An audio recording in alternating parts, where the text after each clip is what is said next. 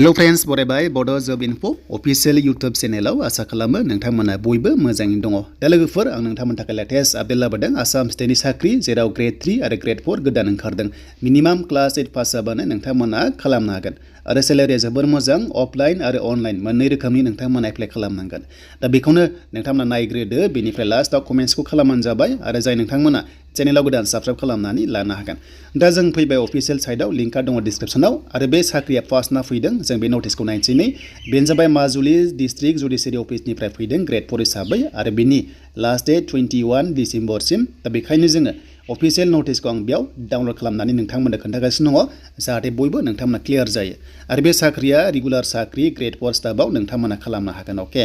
आरो बेनो जाबाय नोंथांमोननिया सेसन जाज माजुलियाव नोंथांमोना खामानि मावनांगोन। दा फार्स्टनि पस्टआ पियन देन बेयाव नोंथांमोना 7 भेकेन्सि मिनिमाम क्लास 8 पासनिफ्राय 10 पाससिम खालामनो हागोन। HS पासआव खालामनो हाया। आरो STPआव सासे दङ आनरिजार्भआव 7 दङ नोंथांमोना बयबो जिल्लाना खालामनो हागोन माजुलि जाथारनाङा। सेलारिया 52,000 प्लास 3900 ग्रेड पे दङ।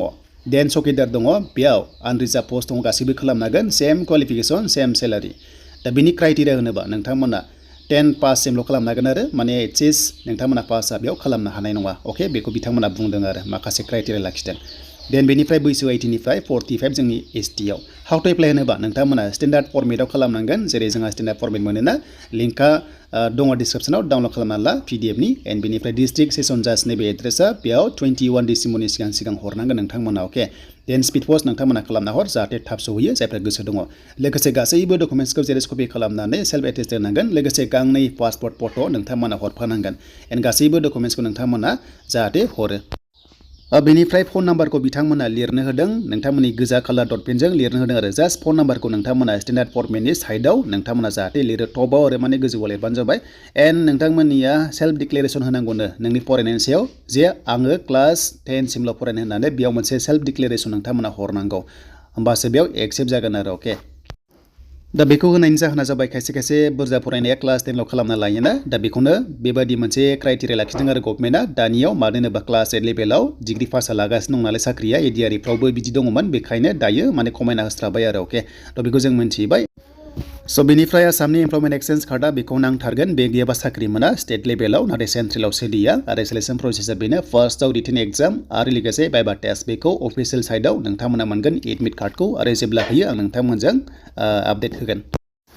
स' दायो जों नायबाय PNRDआव नोंथांमोननि साख्रि कन्ट्रेक्चुअल हिसाबै नोंथांमोना कन्ट्रेक्ट जब मावनो गोसो दङबा मावनो हागोन आरो इनिशियेलि बियो बारायबाय थाखायो जोबोर मोजां चान्स आरो बे पस्टआ जाबाय IT बेस्ड प्रफेसनेल जेराव बिनि लास्ट डेटआ 18 डिसेम्बरसिम दङ लिंकआ दङ डिसक्रिप्शनाव बेनिफ्रायनो नोंथांमोना अनलाइन खालामनांगोन। जायफ्रा RD सेक्टराव रुरेल डेभेलपमेन्टआव खामानि मावनो गोसो दङ जोबोर मोजां साख्रि मोनगोन आरो बेयाव गोबांथार एक्सपिरियेन्सबो मोनगोन नोंथांमोना बेखायनो साइडआ बेनो लिंकआव फैनानै नायबानो जाबाय। एन्ड बिनि क्वालिफिकेसनखौ जों नायगोन आरो बे क्वालिफिकेसना एसे गोजौ लेभेलनि मानोना IT बेस्ड प्रफेसनेल नालाय दा बिनिखायनो BSc खालामनाय जानांगोन नोंथांमोना BCA खालामनाय जानांगोन BTech खालामनाय जानांगोन एबा BA एबा MCA बा MSc दङबानो बे पस्टआव आरो लोगोसे 60% बिदों एन्ड वर्किं एक्सपिरियेन्सआ 3 इयार्स नोंथांमोना नांगोन 30,000 पर मान्थ मोनगोन बैसो आप टु 38 इयार्ससिम।